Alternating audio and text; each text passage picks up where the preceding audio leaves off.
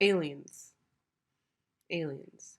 They've done so much for us, to being credited with helping the creating of everything cool made by non white people, to blowing up New York and the White House countless times, to somehow fucking their way into an Indiana Jones film. Why can't these unearthly little rascals do? Part 1, gender. No, wait, come back. Disclaimer though, this video is not meant to change anyone's mind. This part is just meant to give you the tools you need to understand the ideas and the concepts we're going to be talking about, okay? So please be kind in the comments and to the people around you, just in general. Okay, let's go. Bye. And a big, big thank you to my good friend Skylar Bing, who helped me caption this entire video. There are certainly many different kinds of aliens, aren't there? There's the classic little green men, gray men, humanoids, apomorphic. They're not quite human, where they kind of pass, but they have like powers or two butts or something. Ah, yes, Superman, the two butt. The list can go on, depending on how specific you want to be. Now let's talk about something not so alien, gender theory. Yeah, it's important if we actually want to look at our topic today. Trust me. So I started writing this way back in Pride Month, but I guess I can wait for next year if I really want. When we think about gender, we tend to envision two images, one female and one male.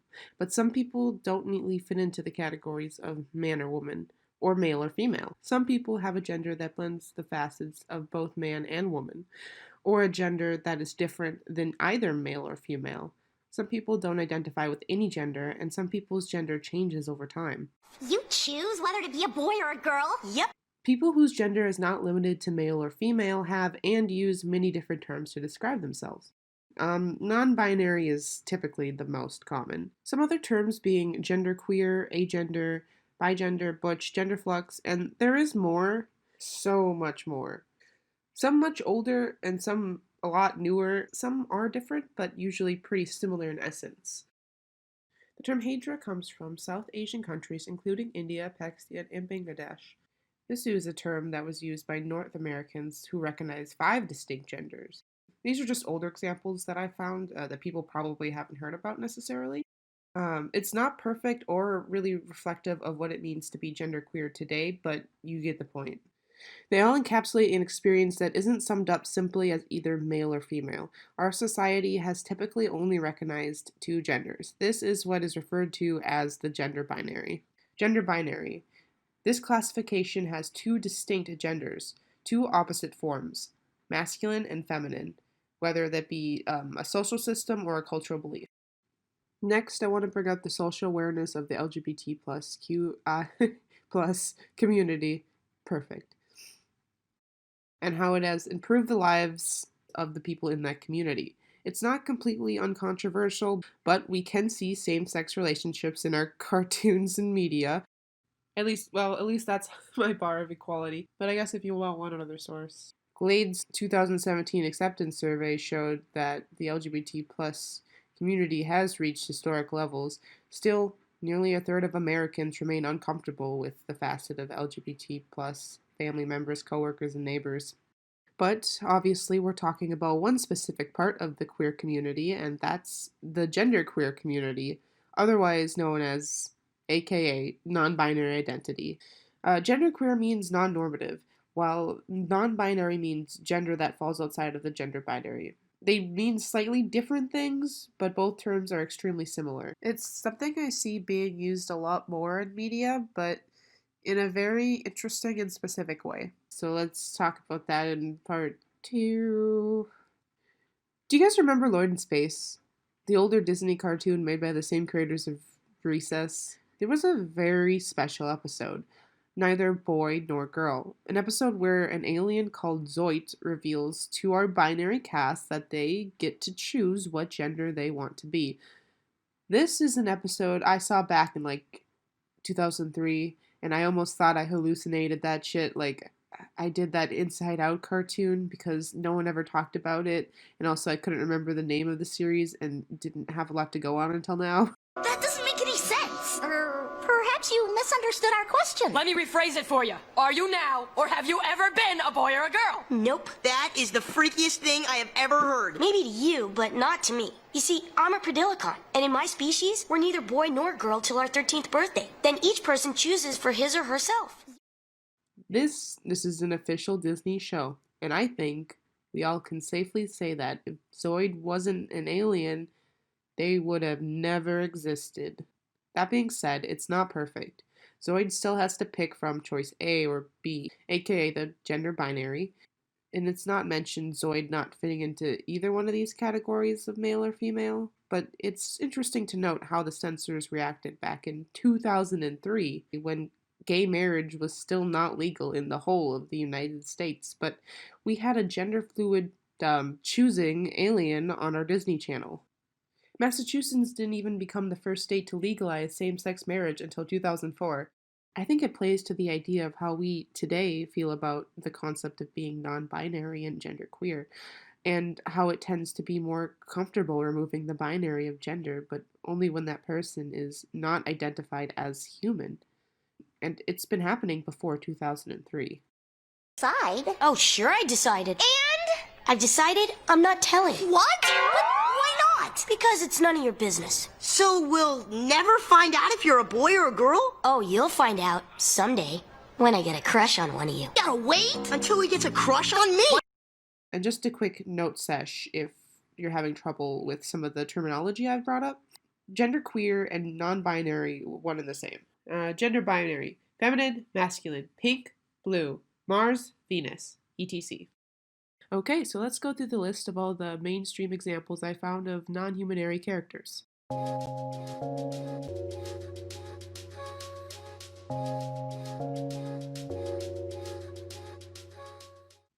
Alright, so I don't want to pretend that no examples exist here of any kind of non-binary human characters in media, so I'll go through those as well. With that being said, that's not saying anything about the quality of representation.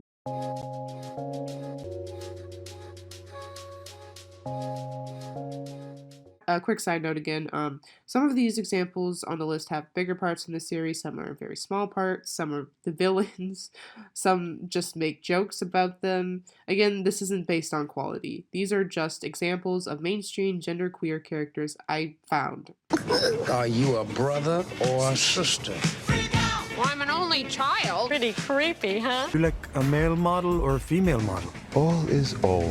I think he's asking, do you have a hot dog or a bun? Again, I want to reiterate mainstream media, not podcasts or books. We gotta limit this somewhere. Sorry. Part 3.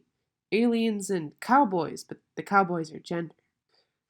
Let's address one more thing before I get too tired and don't want to talk about it. It's safe to say most of you probably know the basics of analogy. It's a comparison between two things, usually to comment on or to prove some kind of point. Something that has significant comparison to something else, yada yada. At their worst, let's use this example. Someone who has to have a cup of coffee every morning before anything else have no less a problem than alcoholics who have to have their alcohol each and every day to help them. Now, obviously, that one's pretty bad.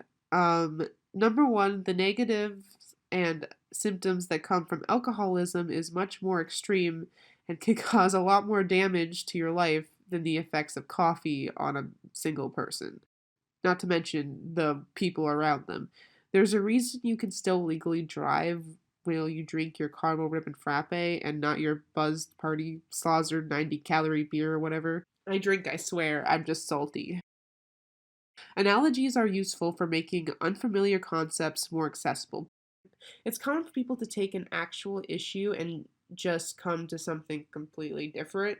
While the main point is true, the comparison and the mechanics around it say something entirely different.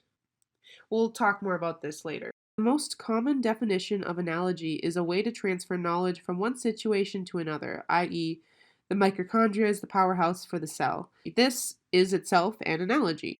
Using how we think about energy and power storage gets projected onto a cell to make it easier to teach students on the basis of things they already know and can reference. There are two different kinds of analogy: analogies that identify identical relationships, such as A is to B as C is to D. Second, analogies that identify shared abstraction. This type of analogy compares things that are technically unrelated in order to draw comparison between an attribute or pattern they share. Analogies typically involve both alignment and projection, but not always in equal degrees. If you hear that X is like a gold mine, you understand that X must be the source of something valuable. One, you understand that gold is valuable, much so than other resources, and two, X must be something as equally. At the other extreme, consider a comparison with a base term that lacks an established metaphorical abstraction, such as X is like a car wash or an X-ray. It's a lot harder to gather what I'm getting at, or you might even come to a completely different conclusion as someone else who hears it. Projective, or the unconscious transfer of existing information in analogy, requires a known-based situation to draw on. If one lacks or doesn't have the reference to draw on, then X is like a gold mine because gold is valuable might make perfect sense, but X is like a car wash or the first day of summer may not have the same impact as example A would. The genre of sci-fi has been around for decades now, those extraterrestrials. As humans, we have an in-group and out-group mentality. It can be your nationality, your race, gender, religious belief, sexuality, and it creates an atmosphere of us-them mentality. I'm sure many of us have experienced a hostility toward what's unfamiliar. Aliens are just another form of that, usually a pretty extreme one. I mean, what makes you more of another than being from an entirely different planet, I suppose? A lot of shorthand gets utilized while creating aliens. Are they extremely human-like, say for one or two similar differences, as talked about earlier? Are they scary and monstrous? Alright, we've done it. It's finally time to talk about the concept of non-human, non-binary. We've done it, kids. Which I am also going to simplify into the phrase of non-humanary, so I don't have to keep saying the whole thing. These characters mostly identify as both, neither, or as different genders at different times. They may even be aliens who have a completely different concept of gender, if at all. Let's start with Third Rock from the Sun. Our home for this mission is Earth, a third-rate planet. I got a teaching job at a third-rate university. Now we're looking at a third-floor apartment. We start with our four main characters getting brand new human body forms. We learn that the race the Solomon family are from don't make or have any distinctions like male and female, so when they get their new bodies, it's a bit of a shock over their differences. Sally has a harder time with this because she was forced to take the form of a woman. You. Why can't Harry do it? Because you're the woman. That brings up a very good question. Why am I the woman? Because you lost. She's the only one who is openly expressing her dislike for her body and has difficulty fulfilling a very specific role no one else has to comply with or has any trouble satisfying. Sally needs to fit herself into a very specific box that the others just don't have to deal with. No other choice. Now we have to experiment at a party. Dick, listen to me. Women are trouble. I should know. I've been one for 2 weeks. I know. Which brings up another point. I command you to shave under your arms. Doable. I'm sorry you find me so offensive. Pull yourself together, man. It's just personally uncomfortable forcing someone into a gender and gender box they're personally not comfortable with, and being extremely creepy to your coworker. Okay, what? Permission granted. Sir, would you jump up and down for us? Put your hands back behind your head like this. I will not. Just that I don't know how comfortable we would feel working together after an experiment like that. The idea of your characters having no reference to any kind of gender is an interesting decision and not always a commonly made one. Someone who has never known any distinct social roles is now thrown into a world of pink toothbrushes and soap for men, and only men. Having a species without gender is kind of a bold idea for one of the most surprising TV hits of the 1990s. I mean, It kind of affirms the idea of non-human, non-binary, or non-humanary, as we've discussed. Despite gender not being natural to them, everyone does everything in their power to appease the binary from what I've watched of the show. On to Star Trek. In August 1991, Roddenberry, the creator of Star Trek, made a quote in the magazine The Advocate. In the 5th season of Star Trek, The Next Generation, viewers will see more of shipboard life in some episodes, which will include gay crew members in day-to-day circumstances. Roddenberry sadly passed away 2 months later. Fast forward 25 years later, 6 months and 18 days. The actually first openly gay characters in the Star Trek television series. Instead, we get episode 17, The Outcast. Riker falls in love with Soren, a member of an androgynous race known as the Genet, who dares to be female, but if her kind finds out she feels not non-gendered, she'll be forced into psychotechnic therapy and have all elements of gender eliminated.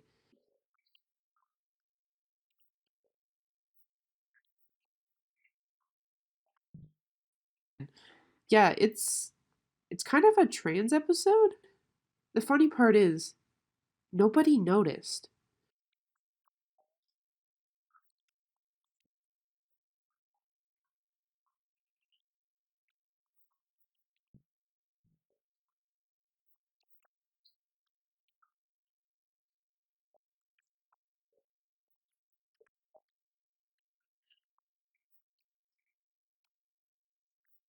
Remember when we talked about analogy? In The Outcast, being non-normative in her kind's gender system is supposed to represent homosexuality.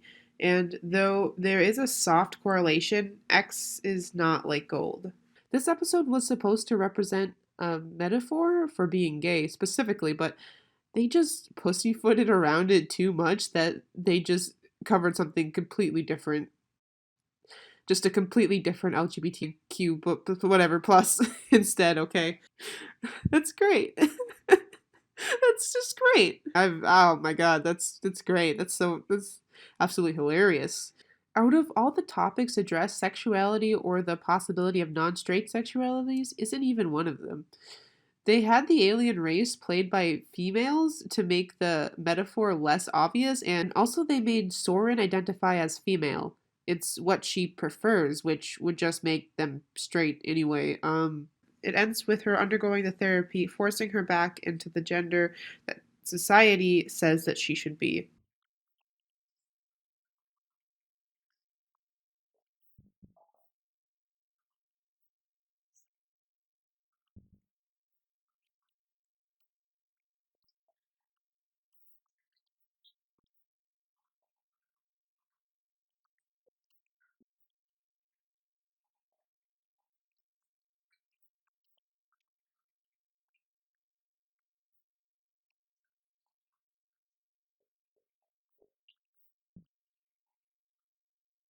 A decent trans episode, but bad gay. Bad gay episode.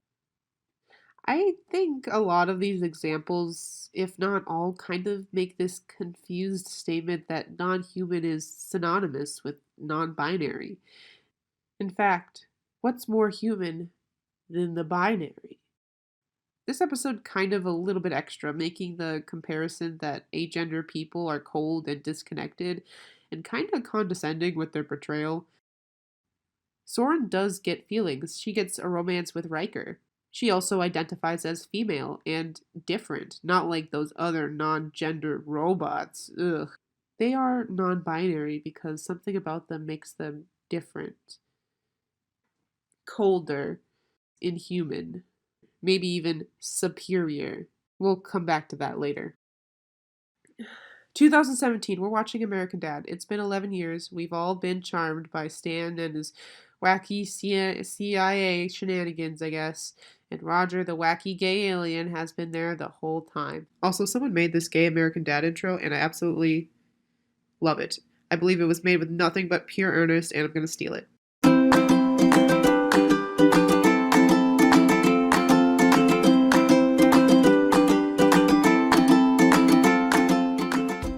I hate to break it to you, Stan, but I think you're straight.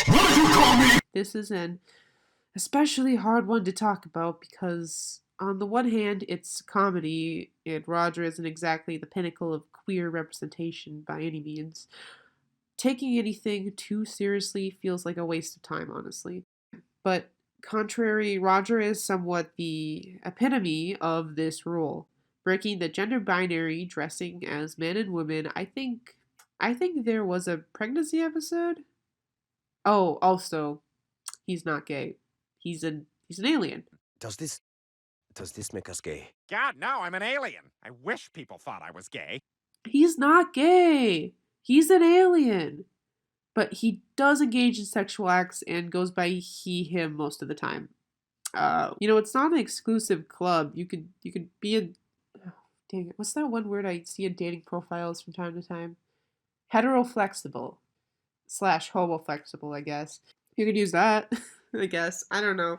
But I guess he's nothing then. He's just an alien, so I guess I'm just the fool in all this. Just such a weird detail the writers added, and for no real reason except to make the fish an alien not explicitly gay for some reason. Listen, labels are not the be all end all, but they can be very nice to have and to associate yourself and identify / relate with others. It's like this meme: same hat, same hat.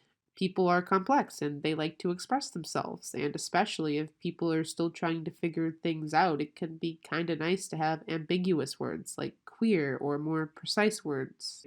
But circling back to our Star Trek example, I think that episode also makes another interesting point, and that is that chastity is holier than thou.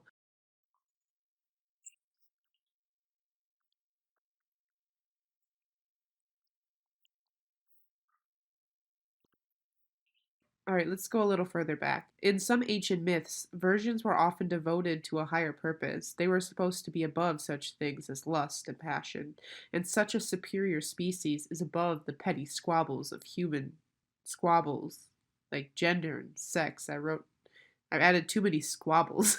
Sex usually being portrayed as a temptation in media. Looking at TV tropes, we have sex is sexy. No.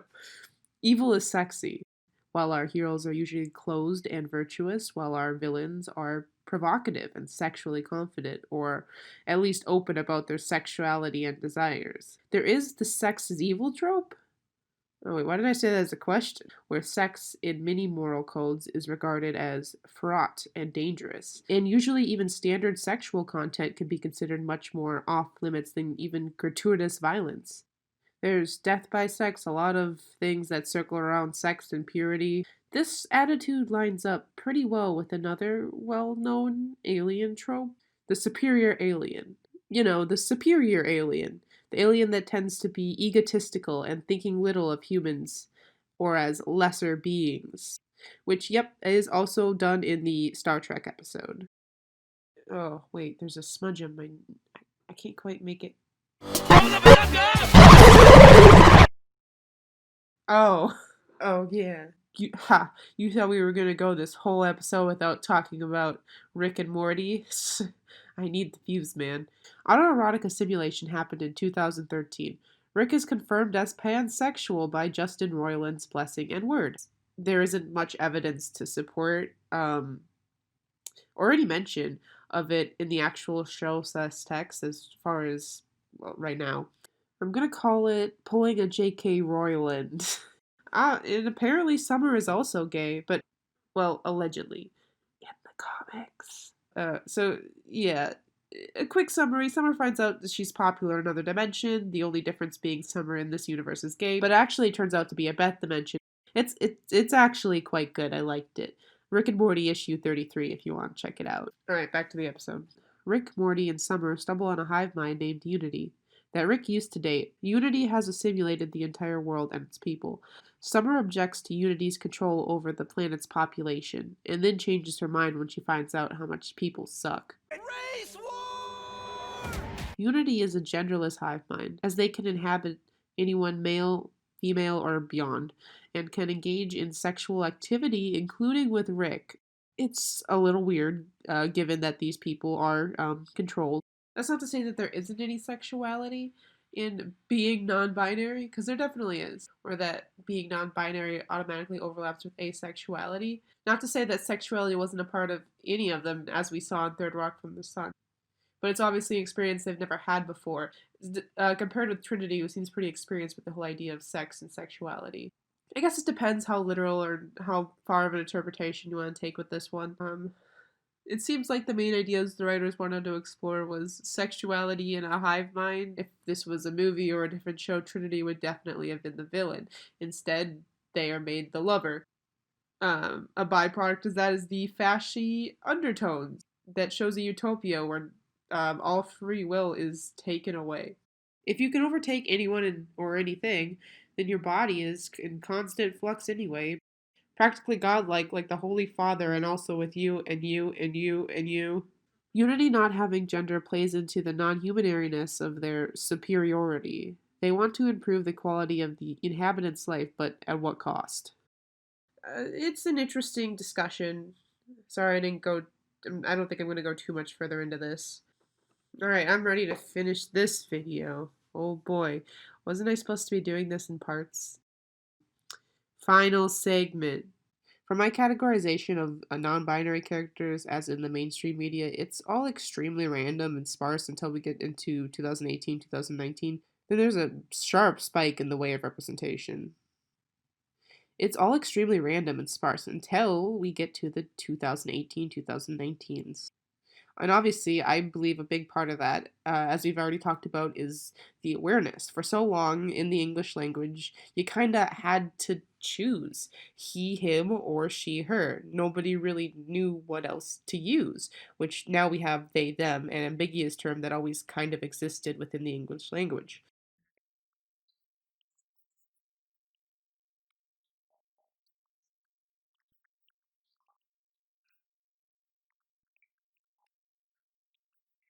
My pronouns are they, theirs, and them. And I believe this heavily correlates to our GLAAD findings of 2017, with much larger LGBTQIA+ awareness.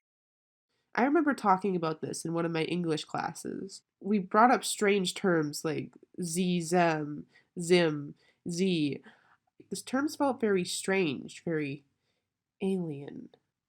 They, them. It can be a bit odd at first, but it's easy to use and still relatively familiar to everyone. It's a lot more humanizing than it or its, more familiar than z, zem, z, zim, etc., which I think also has a lot to do with why the non-binary representation has become such a bigger part of media. There's always kind of been an important focus on androgyny as well, which is something that's still somewhat expected today. It's also important to note that the people usually chosen to represent these characters are usually feminine. Yep, Unity can inhabit men and women or anyone in between, but they also spend a lot of their time inhabiting this very large-breasted female alien. In my opinion, it seems like non-humanary gets used to try and prevent queerness, more of a side effect than anything. That is, if it's not flat out the joke. The movie! Oh, Pat! Is that a banana in your pocket, or are you just happy to see me? No, it's a banana. Because I understand how it's relevant and as the one delivering this information to you, but not wanting to sideline the subject to stop and do it yet. Hi, I'm Dee, aka Ding Dong Dee. This computer has a virus. The computer I usually record with has a virus and it is very concerning.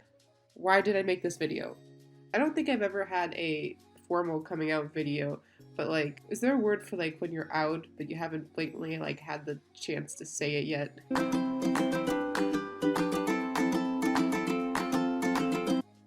Well, that's what this is. I, Ding Dong Dee, am a cis lesbian. First off, I just want to say I want to make more content for and about the LGBT community. I think that's important. I personally also have identified as non-binary before, but everyone has a different life journey. I'm definitely going to have some other people look at this, people who currently identify as such. You know, I always say this stuff being sexuality, gender, the very means of just understanding who you are, and the understanding of you is so hard when you have to start from zero. When you have to start from zero. And that's essentially what I call straight culture. not telling kids it's okay if you're not, pigeonholing them into a gender that just feels wrong, forcing pink and princesses on them or gatekeeping it from them, having zero choice to explore yourself and be yourself. That's what I call zero. You have no idea what this does to my heart when I see these mainstream representations for younger people, even older people who never knew there were others like them. And just for extra clarification, none of this was an attack or thing bad. I love Janice from The Office and The Good Place. Wait, yep, Janice from The Office. Michael! And I understand not wanting to use gender if it feels unnecessary, but the point is the biases we hold, whether we plan it or not, and all the things we don't explore about our current ideas in media can have an effect on the content, media, and attitudes we create. When I saw the breakdown for the character, I felt like, oh my gosh, there I am. There I am. There Asia is. Here is language to describe something about me that I've actually never quite been able to put together. When I first read the script, I wept. Not only because it was me, but because a character has never said that on television before. You see things differently. That's an edge. When I was growing up, if there had been someone like Taylor on TV, it would have really meant something to me. So it feels good to be playing a character that might mean something to someone else who's like me. And as I've been doing this, I've been also discovering even more characters that I either didn't know existed or I forgot existed. Like multiple Undertale characters being non-binary, Pokemon Go, Blanche, the Knight from Hollow Knight, non-binary, EverQuest, Pavar, 1999, that non-binary, She-Ra, Double Trouble, ugh, can't believe I forgot about that one. Not to mention, I didn't even touch on comics, podcasts, or literature, but if you enjoyed this video, this channel is very small, so likes, comments, even subs help so much. It helps me just justify putting more time into these things. Things are so unstable as a small YouTube creator. Sometimes you just start randomly getting a bunch of views, and sometimes you get absolutely none because YouTube doesn't care about you. And if you really, really liked it, you can go to Buy Me a Coffee, where you can buy me a Once-There fanfiction with each purchase. Please, I need my fix. Buy Me a Coffee is a one-time donation service, so it's one and you're done. Link below. Speaking of queer, also, I actually have a comic I've been working on. It's called Starrec. It's on Webtoons. It's not the main focus, but it is pretty gay. It's got non-binary characters, gay characters, bi characters, etc. It's also pretty weird. Also, new YouTube drama alert, I just realized that one of my characters in my comic is also non-binary and non-human. Though to be fair, all three of my main characters are non-human, so, and non-straight. Thank you for watching if you got this far. It took a long time to make it, and I really hope you liked it.